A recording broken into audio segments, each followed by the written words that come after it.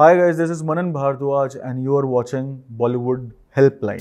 जगजीत सिंह साहब के गाने मैंने बचपन में इतने ज़्यादा सुन लिए हैं, इतने ज़्यादा सुन लिए हैं कि उनके साथ ना एक मेमोरी जुड़ गई है। तो उन्होंने जो लुक दिया मुझे, मैं वैसा लुक मैंने शायद कभी लाइफ में नहीं वो किया था। बहुत ही चोमू चोमू टाइप का लुक होता है ना, बड़े अजीब सा।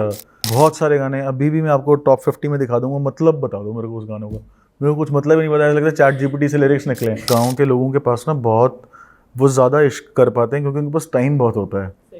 ठीक है, शहर के लोगों को तो यार काम भी करना है, ऑफिस भी जाना है, बहुत सारी चीज़ें। सोशल मीडिया पे भी अभी आप देख रहे होगे, कुछ का कुछ होता जा रहा है, कुछ का कुछ होता जा रहा है। Hello everyone, I am Kavisha Singh from Bollywood Helpline and today we have with us the one and only Manan Bhardwaj. Hello sir, how are you feeling? Thank you today? So much, thank you so much. मैं बहुत अच्छा feel कर रहा हूँ। So first of all, congratulations on the release of your new song. Thank you. Sahilo Ki Hawa. How are you feeling after it? मेरे को बहुत अच्छा लग रहा है। आपको कैसा लग रहा है गाना?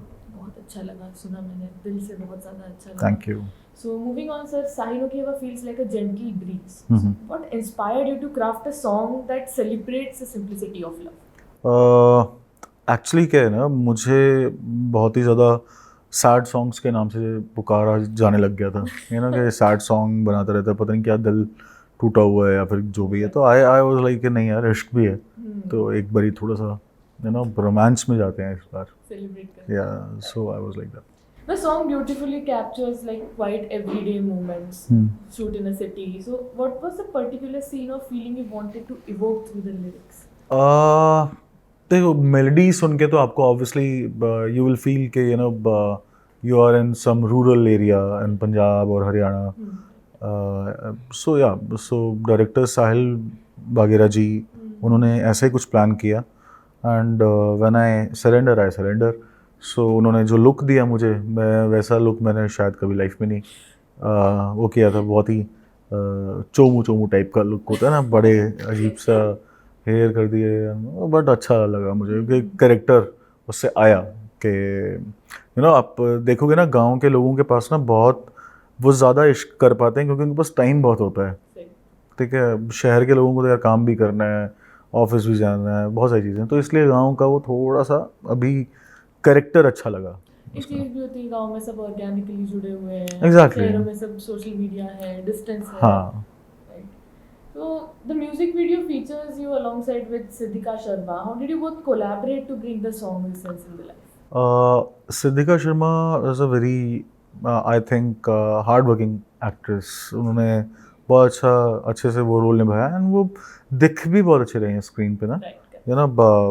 और मुझे ऐसा लगता है मेरे साथ बहुत कम लोग अच्छे लगेंगे। मुझे ऐसा लगता है कि स्क्रीन में she is looking very good with me. और या she is very soft spoken and you can imagine कि आप कोई गांव के अंदर दूसरे तीसरे घर के अंदर कोई ऐसी लड़की यू नो जिससे आपको प्यार हो जाए, तो वो वैसी दिखती हैं। Simple थी थोड़ी, fitting the role perfect. Exactly. You composed, wrote, and sang this track. How did wearing all these hats influence the final sound of the song? Final sound तो फाइनल डे पे ही डिसाइड होता है। अभी जब ये गाना रिलीज़ हुआ है उससे एक दिन पहले सब कुछ दोबारा से रिविजिट किया है हमने। एंड विपिन भाई एंड शिवम भाई, इन दोनों ने बहुत इस गाने के अंदर अपने इनपुट्स दिए हैं, बहुत हेल्प करी गाने को ये शेप देने की। सो यू नो एक ब्रेनस्टॉर्मिंग होती है कि यू नो आप को गाना किस दिशा में लेके जाना है। तो पोस्ट वीडियो हम लोगों ने काफ़ी सारी चीज़ें चेंज करी हैं गाने के अंदर and we made it like थोड़ा सा और ईयर सूदिंग ट्रैक बनाया है हमने। तो अब तक आपने ऐसे कई ट्रैक्स दिए हैं हमको, जैसे शिद्दत हो गया और बाकी कई ट्रैक्स हैं जो ऐसे इमोशनल हैं, रिगार्डिंग हार्ट ब्रेक. अब तक की आपकी जर्नी कैसी रही है अंटिल साहिलो की हवा? जर्नी मेरी बहुत ज़्यादा अच्छी रही है ऑब्वियसली। मेरे को काम करना बहुत पसंद है, मैं बड़ा खुशी से काम करता हूँ। और जर्नी में बहुत सारे ऐसे मोमेंट्स आए हैं जहाँ पे ओवरवेलम हुआ हूँ मैं। फॉर एग्जांपल कुछ इमोशनल मोमेंट्स होते हैं जहाँ पे आपको आपके लाइफ का एक ड्यू मिल जाता है, कुछ ड्रीम पूरे हो जाते हैं, है ना। तो एक आर्टिस्ट की लाइफ में ऐसी चीज़ें बहुत ज़रूरी हैं। उसको उसका हंसना भी बहुत ज़रूरी है, उसका रोना भी बहुत ज़रूरी है, उसको खुश होना भी बहुत ज़रूरी है, उसको दुख को भी समझना बहुत ज़रूरी है।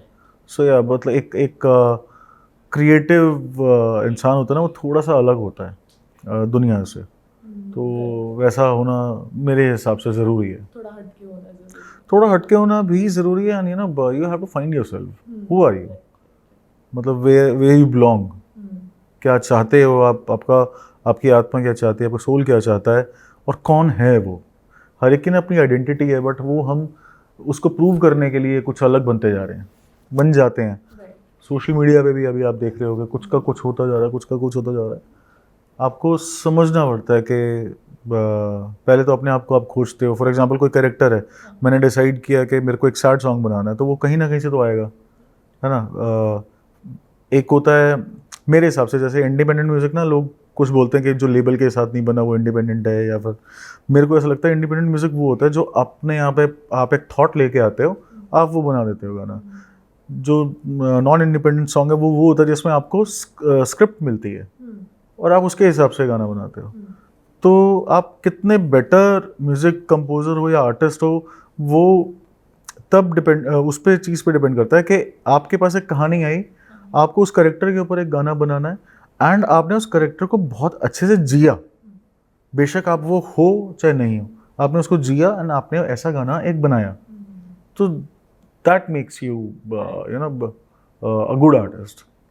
तो जैसा कि आपने अभी कहा, कई इंडिपेंडेंट सॉन्ग्स आपने किए हैं, मूवीज़ के लिए भी गाने दिए हैं, फिल्म वाले गाने हो गए, नॉन फिल्म, तो कैसे डिफरेंशिएट किया जाता है स्क्रिप्ट्स में, और कौन सा आपको लगता है कि ज़्यादा इजी पड़ता है, कौन सा चैलेंजिंग पड़ता है काम करने के यार जिसमें मज़ा है वो आपको इजी पड़ता है। देखो इजी तो ऑब्वियसली, अभी आप यहाँ पे गिटार पे बैठो और कोई भी जो भी आपके दिमाग में आता जा रहा है आप बनाते जाओ, ठीक है। बहुत सारे गाने अभी भी मैं आपको टॉप 50 में दिखा दूंगा, मतलब बता दो मेरे को उस गानों का, मेरे को कुछ मतलब ही नहीं पता, ऐसा लगता है चैट जीपीटी से लिरिक्स निकले हैं ऑनेस्टली, मतलब चैट जीपीटी पे कुछ डाला, अच्छा हाँ इसकी बात होगी, वो निकले, बट अच्छा लग रहा है लोगों को, तो लग रहा है वो अच्छा होगा कहीं ना कहीं, यू नो।